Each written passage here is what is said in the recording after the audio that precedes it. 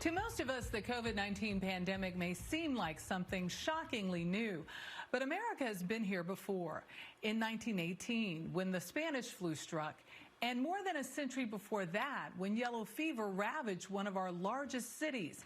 In that crisis, as in this one, medical professionals were saving lives, including one doctor who played another key role, helping give birth to this nation. His story is told in the book Rush by author Stephen Fried. Benjamin Rush was, first of all, sort of the founding father that people haven't found yet. This is the good Dr. Rush.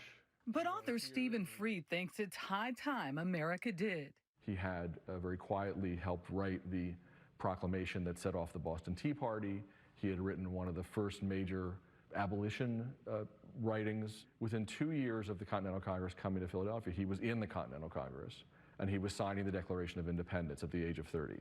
Fried spent 5 years writing the biography on Benjamin Rush. This is Benjamin Rush's handwritten autobiography. At his disposal, Rush's own autobiography and diaries housed at the American Philosophical Society in Philadelphia, curated by Charles Greifenstein. About the year 1774, a certain Thomas Paine arrived in Philadelphia. So this is Rush beginning to tell the story of how he met Thomas Paine, who was just a local writer.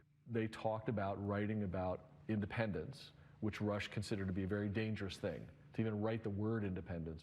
So he actually decided that he would encourage... Like this one. The account of your sister's illness and danger contained in your letter of last night has greatly disturbed me. It was 1793, and yellow fever was ravaging Philadelphia, much like COVID-19 today.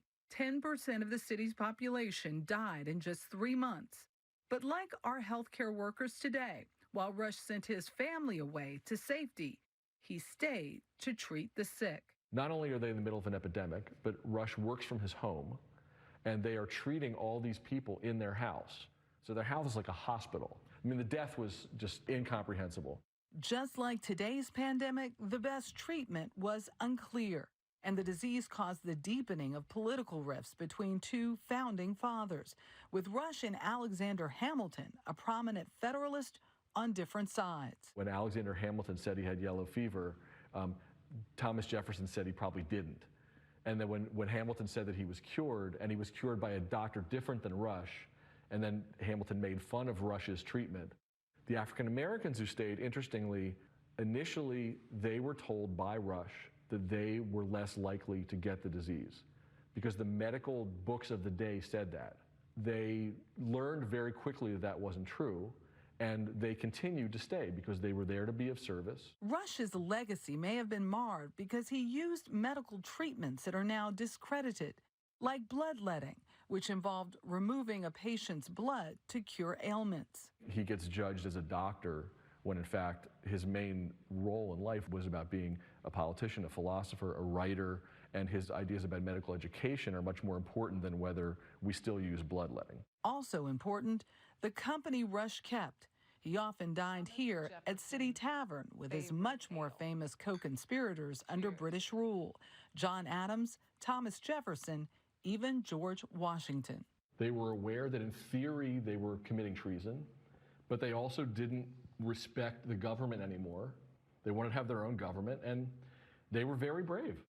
I'm past patiently waiting, I'm passionately smashing every expectation, every action. But for all of his influence, Rush has not found celebrity the way some other founding fathers have.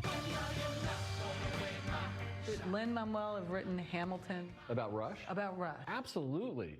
Rush was a much better, more interesting person than Hamilton. Take a shot, take a shot, not throwing away my shots.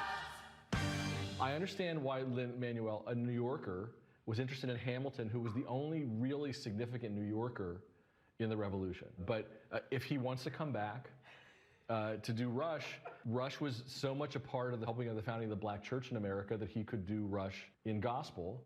What I found out in looking at not only his writing, but what happened after he died, is that there was a concerted effort to keep what was most interesting about Rush from the public. Why? Well, John Adams and Thomas Jefferson had written Rush some of the most incredibly personal letters they ever shared with any of them. Hundreds of them.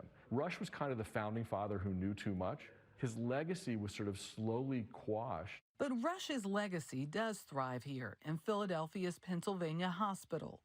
So this is the amphitheater. This is the surgical amphitheater. Rush came in to make sure that there was more space for treatment of mental illness. Rush's passion was personal.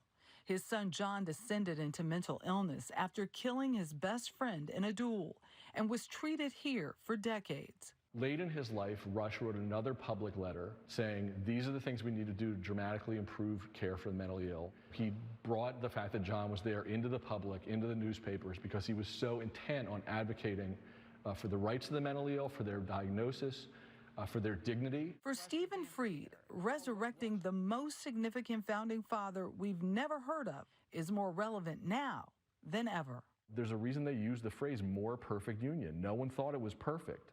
And part of what I love about Rush's writing is he's really trying to point out the things about America that are going to be hard. Racial prejudice, having science and religion live together, having liberty and good government live together. He wrote about these things in a way that I think is still thoughtful today and makes you realize that these issues are hardwired into the American experiment, which we are still in.